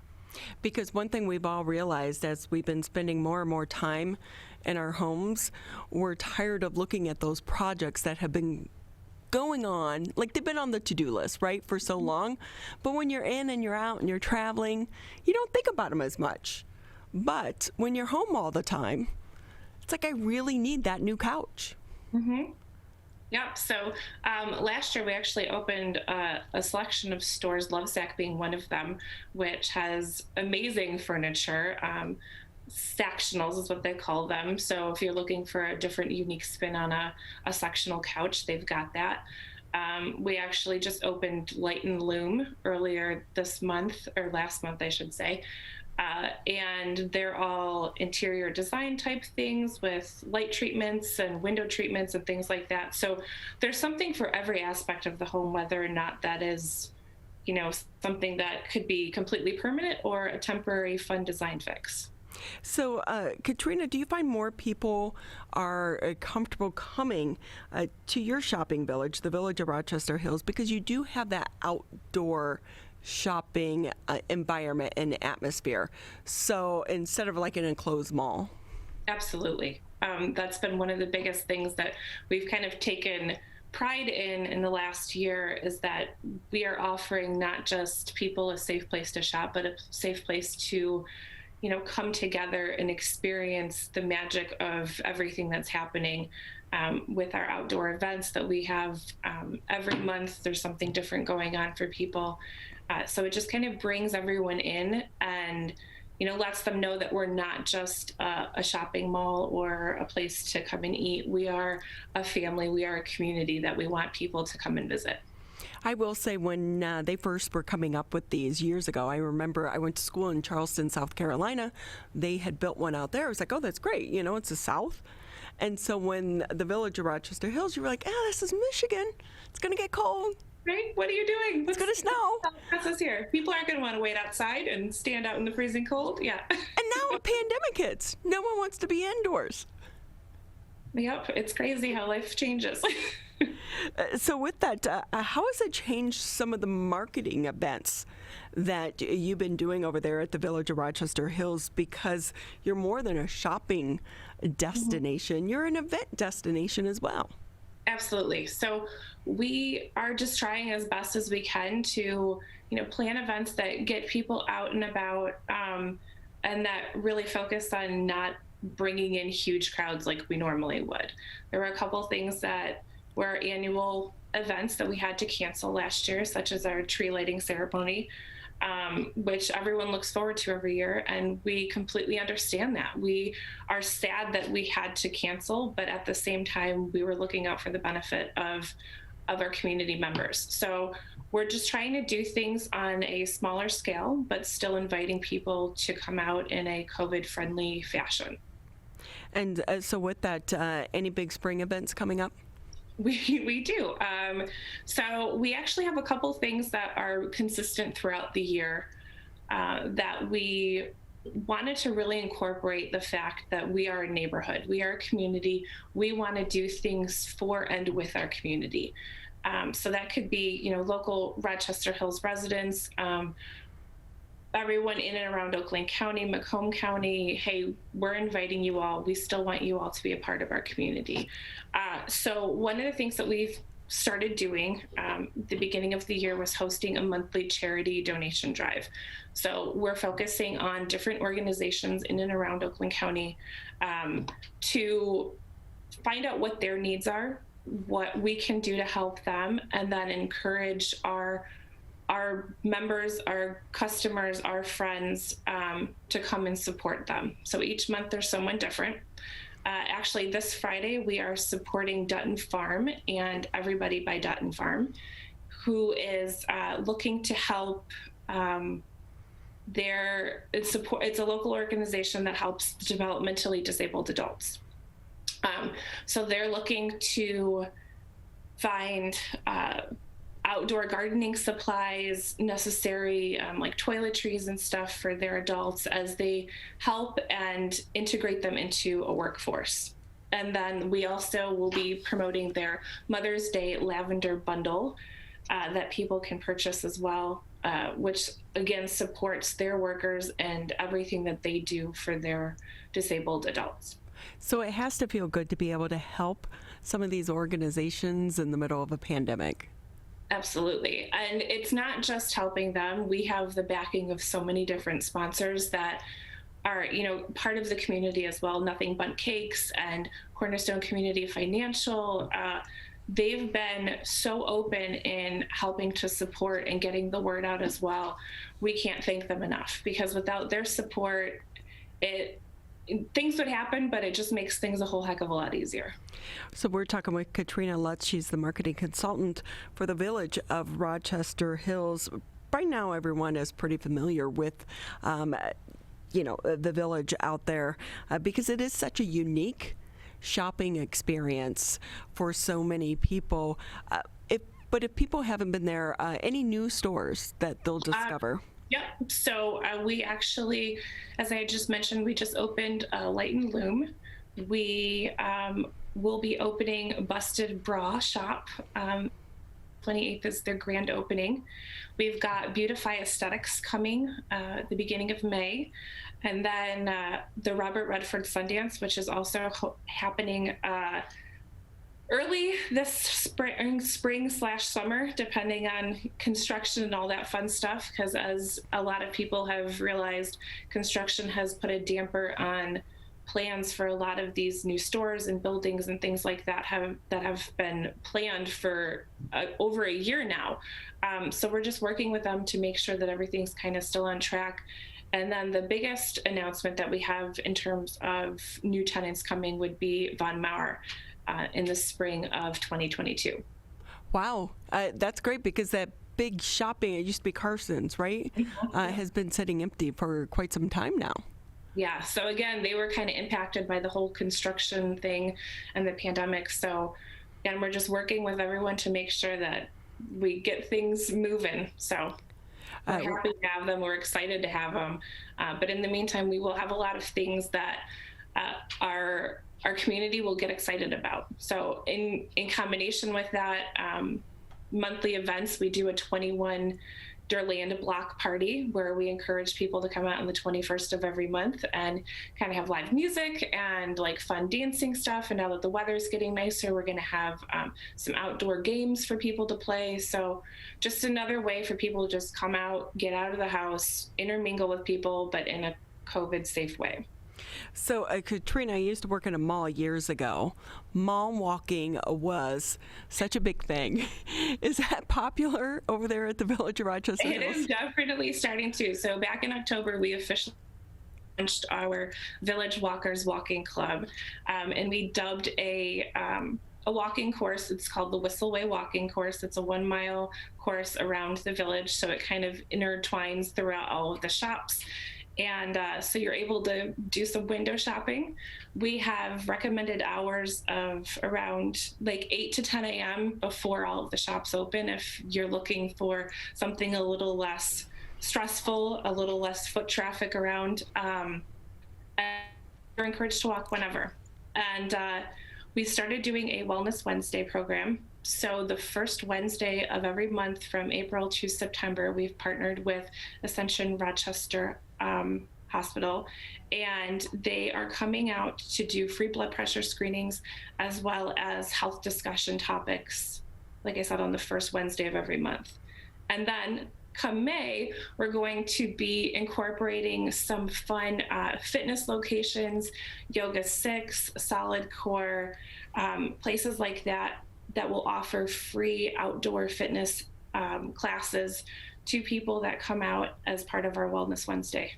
So you have a lot going on. Yeah. There's so much more too. So I'm sure that these are listed on your social media sites as well as the website. Yep, absolutely. So people can check it out at thevorh.com/events, or we also have everything listed on our Facebook events page as well. And our Instagram and Facebook page are usually flooded with lots of fun things that are happening and keeping everyone in the loop. So we make sure to mention all of our events as well as store promotions and things like that. So Katrina Lutz with us here on the Megacast from the Village of Rochester Hills. And Katrina, before we say goodbye, do not let Barnes & Noble close. It's one of the last great bookstores in the Metro Detroit area because they've all closed. The one here in West Bloomfield closed years ago. It is an event, like to go and just go up and down and browse the aisles and get a coffee. And it's a newer store. It's open. It's fresh. It's clean. There a couple years. Yep, absolutely. We actually are partnering with them. We have a book reading coming up this Sunday with a local children's author. So they're going to be right outside of Barnes & Noble's in our Fountain Park doing a lovely book reading and autograph signing. So it's for The Legend of Storm Sneezer. Cute title. Interesting title. It's geared towards middle school kids, so but it's definitely a family-friendly event, and this is actually the first book in a series of books that she is writing. So we're looking for some more fun stuff from her. That is great. That is so great. I miss going to the bookstore. Katrina Lutz with us here on the Megacast. Thank you again for taking time out of your day to be with us. Thank you so much. Go support them, shop, and experience everything that they have going on over there. They've been so creative throughout this pandemic to try to help bring the community together, Tyler. Yeah, they have, as have a lot of different outlets for these multiple stores that are some local and some that are chains, but people still need places to go and places that they can go safely and shop local and all that. And these outlets are very important to that. And on top of that, holding these community events as well to help people keep engaged while at a safe distance during this pandemic. Yeah, so I will say that my main reason for going over there is to go to the bookstore because you cannot find a bookstore locally. It's been pretty difficult as so many of them are closed down due to Amazon. Yeah. So, hey, we're going to take a quick break here on the Megacast. Just about 15-20 minutes left here in the show. And when we come back, we're going to be talking to the downtown manager from the Royal Oak Downtown Development Authority. This is the Megacast. Over a decade ago, the journey to a COVID vaccine began. Building upon research on other coronaviruses, scientists continued with months of research and development, 3 phases of clinical trials with tens of thousands of diverse volunteers, then peer review and authorization to deliver a safe and effective vaccine that will protect all of us. Discover the facts for yourself at michigan.gov/COVID vaccine. Quitting smoking can improve your health, but it also protects your loved ones from secondhand smoke. Did you know there's no risk-free level of exposure to secondhand smoke? Smoke from cigarettes, e-cigs, and hookah can travel through ventilation systems and harm those around you. So clear the air and stop secondhand smoke. Call the Michigan Tobacco Quit Line at 1-800-784-8669. A message from the Michigan Department of Health and Human Services. Great to have you with us on this Wednesday edition of the Megacast. Just as a reminder, if you can't tune in to the entire show, we understand. Mm-hmm. People may not have 2 hours to spend with us each and every day, Monday through Friday. However, we do so many great interviews with people throughout the Metro Detroit area. And the one thing that we pride ourselves on here at the Megacast is we are able to bring you long-form interviews in a conversational manner, but also to allow everyone to be able to get a full scope of what's going on. So you don't have to rely on that 20, 30-second soundbite that you get with the evening news. So if you want to check out some of our previous interviews, just go to civiccentertv.com. If you want to click on the Megacast, you can watch full episodes or the on-demand section with just some of the individual interviews. And I do want to invite you to do that. Yesterday, we had so many great guests on the show following the news coming out of the CDC and the FDA regarding the Johnson & Johnson vaccine. If you can, take a moment and listen to the interview with not only the president over at Henry Ford West Bloomfield Hospital, but also Senator Gary Peters. A lot of valuable information there for you to tap into. We know everyone's kind of, a little bit fatigued about the internet as well. So that's the good thing. You can just do the on-demand and just take 10, 15 minutes out of your day to find out what they have to say. So with that, though, so as I mentioned earlier, one of the good things, so many people right now, it's springtime. And you know what that means. Yeah. It's all about the farmer's market. It is. Every Saturday. It's a discussion between my twin sister and I. Which one are we going to this Saturday? So Royal Oak is always a great one if you don't want to go all the way to Eastern Market. And they seem to have a bit more of a selection sometimes than Oakland County. Yeah. But there are so many other things going on there in the city of Royal Oak as they continue to navigate the pandemic, but they're also, I feel like, Sean, you guys are kind of giving the city a facelift per se right now with the construction and the realignment of some of your areas in that downtown area. With us now is Sean Kammer. He's the downtown manager for the Royal Oak Downtown Development Authority. How are you today? I'm great. Thank you for having me. How are you? So it's like a new Royal Oak. If people haven't been there in the last year and a half, a lot of changes. Lots of changes going on. We have an elevating skyline. Yeah, we're becoming a big city up and down Main Street. So we just moved into our new City Hall facility and the new police station facility. The site where the former City Hall and police station are is going to be a downtown park. That'll be kind of like our central park to hold events and programming. When do you anticipate that construction is going to be complete?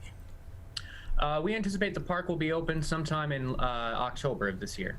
So it has been a tough year for so many businesses. And then, I think, just think back to March 20th of last year. It was a 2-week pause, which turned into more than a 12-month pause. And with that recent announcement from the governor who was requesting people not eat in at some of the restaurants, what was the reaction from some of the restaurant owners there in your city, because you are a dining destination?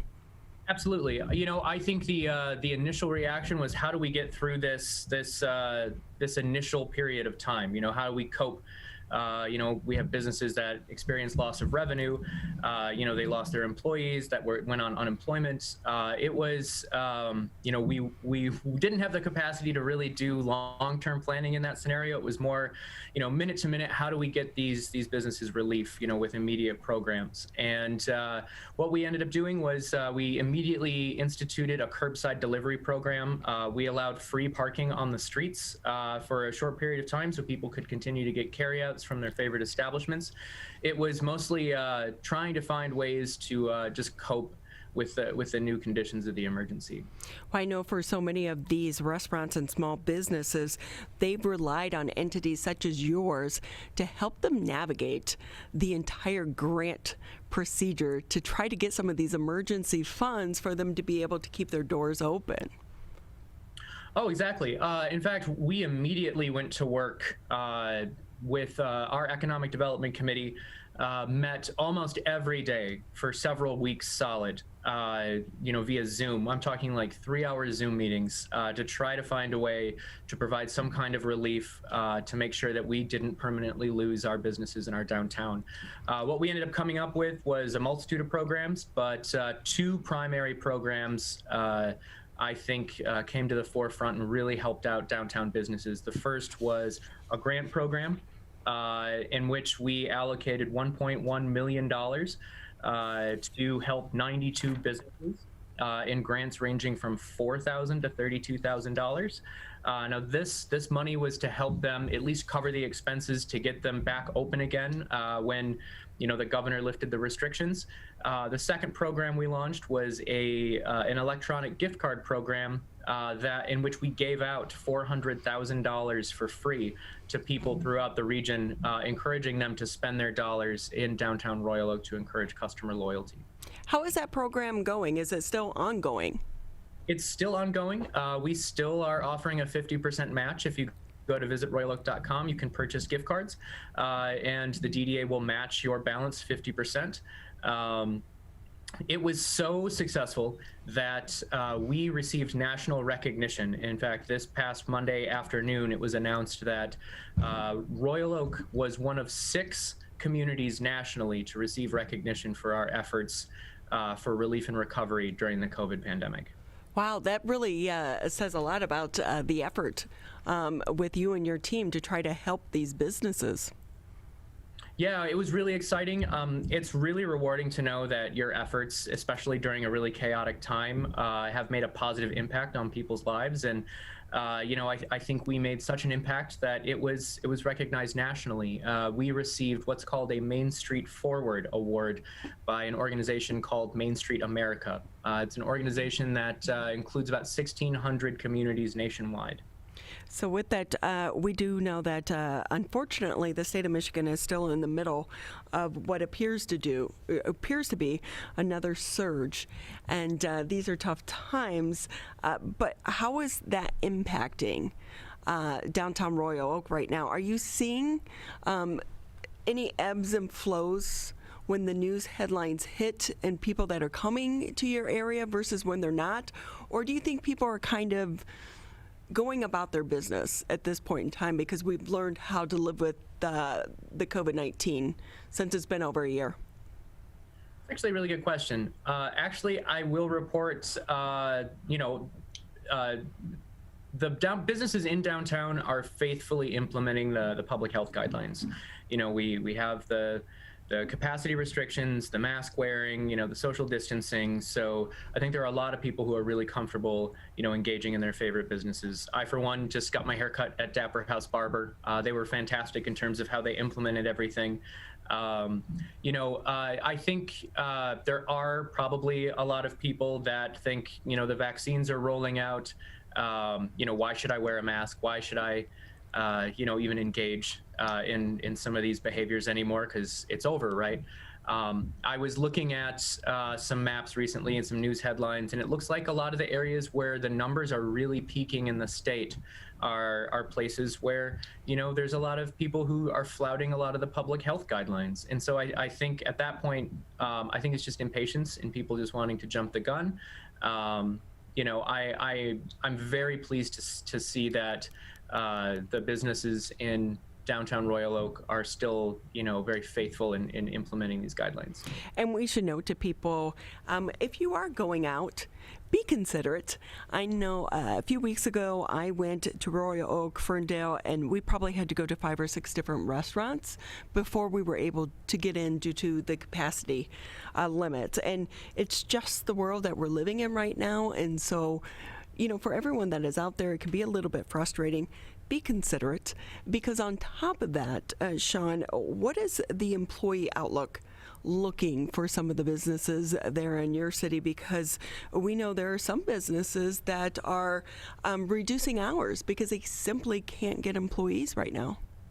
Yeah, finding employees at this point in time, especially in the food service industry, is tremendously difficult. And I've had restaurant owners, privately tell me that it's very difficult for them to find people to fill their staff. They're completely short-staffed. I know that right before winter hit, and we still had some outdoor dining when the weather was still very nice for that. There's the ability for restaurants to expand outside with a special permit, so that they can still have a large number of diners socially distanced outside. And there were a lot of restaurants that were electing not to expand because they didn't have the staff to cover a larger area with more tables. So yeah, finding trying to resolve that labor shortage right now has been a real challenge. And I understand it's not just Royal Oak, but I understand that it's all over. Yeah, it is pretty much nationwide right now, here in Michigan, across the state. So hopefully when some of the college students start to come home, maybe that will help fill in the gap in some of these entities. We are hearing a lot right now about some of the cities applying for what they're calling social districts. Because of the pandemic, they're able to shut off some streets, and then the state is allowing for them to, carry their alcoholic beverages from one place to another. Do you anticipate any type of situation like that in Royal Oak? Absolutely. Actually, our city commission just approved the social district plan on Monday night. And so we're probably looking at an implementation here probably by late spring, I would imagine. We don't have a firm date yet. We still have a lot of things that we have to work out in terms of making sure that we get the branded cups that restaurants will have to use in the social district, and also put in the infrastructure of the district, like make sure that there's clear signage of where the district ends and begins. So we do have our work cut out for us to try to build this social district physically, but it has been approved and it is moving forward. But is there a little bit of hope right now? Because the one thing that helps us out here in Michigan with the restaurants and the outdoor dining, the weather. Fingers crossed we have the beautiful summer that we had last year. Yeah, I will say, I'll comment that the weather was really nice in 2020. So that was one weird, bizarre silver lining to such a bizarre year, right? So, it is definitely a concern. I think, as we go into the summer months, having an outdoor social district, I think it will encourage a lot of people in the neighborhoods to come down with their families and, enjoy the various businesses and shops and be outside and, enjoy the public spaces that we have downtown too. So I think it offers a lot of benefits in that regard. And, let's weather pending. I think it'll be successful. So fingers crossed. But the outdoor dining, some of the igloos and the garden sheds became very popular. Do you anticipate some of the restaurants are going to keep those around? Yeah, I think that there are a lot of places where it still makes sense to do it. I think at some point our outdoor COVID temporary permits that allowed people to expand into public spaces, those permits will eventually expire. It would be nice to see some sort of permanent structures outside, where people can expand their outdoor seating. I think it's going to look a lot different in the long term. But I think how things currently stand with people kind of moving down the sidewalks and taking up public parking spaces and things, I think that's probably going to change as we transition back to something we might think of as normal. Yeah, because parking is an issue in your city. But with that, just about another minute with you here, Sean, we do know there's going to be quite some time before some people are comfortable going back into a crowded restaurant or a crowded shop and feeling comfortable in that arena. Absolutely, no doubt. I think that I think it's going to follow some kind of bell curve. We're probably going to get the less risk-averse people coming out first. I think the majority of people will probably follow suit, when they see that these COVID numbers are going down and staying down, and they start to feel more comfortable. And I think there'll probably be a portion of people who may feel uncomfortable going out for an extended period of time, I think that it's going to have some lasting effects after a year of closures and shutdowns, certainly. Sean Kammer with us here on the Megacast. He's the downtown manager for the Royal Oak Downtown Development Authority. Sean, anything maybe I didn't touch on that you want to add before we say goodbye to you today? I just want to thank, the folks on the Downtown Development Authority who put in so much time and effort. And I also want to thank Main Street Oakland County, who provided us with so much technical assistance and other forms of assistance that allowed us to get these relief and recovery programs out to the businesses in a really timely manner. So I think that they are ultimately responsible for us winning a national award, and so I just want to express my appreciation to them. Well, congratulations on the award. And again, we want to remind everyone, Downtown Dollars is still happening. Take advantage. Who doesn't want free stuff right now? Exactly. So you can find out more about that just by going on their website. Sean, thank you again for your time and congratulations. And let's hope this next year is a little bit easier for you and all the businesses and restaurants there in Royal Oak. Indeed. Thanks for having me on. Right. That's pretty much going to do the Wednesday edition. The 2 hours goes by so fast. It does. It really does. It just flies by, especially when we have interesting interviews like we've had today, Ronnie. Well, it's so important, Tyler, because we do know that as we continue to navigate COVID-19, we were hit with kind of a blow yesterday with the J&J announcement, but it is springtime. We are hopefully on the back end of this pandemic, but in the meantime, let's continue to support local because we want these businesses and these entities to be here when we do come out at the end of COVID-19. Yes, these businesses have been here for us in the good times, and it's our duty now to be there for them in their time of need as well. That's going to wrap it up for today. Stay safe, stay healthy. This has been the Megacast.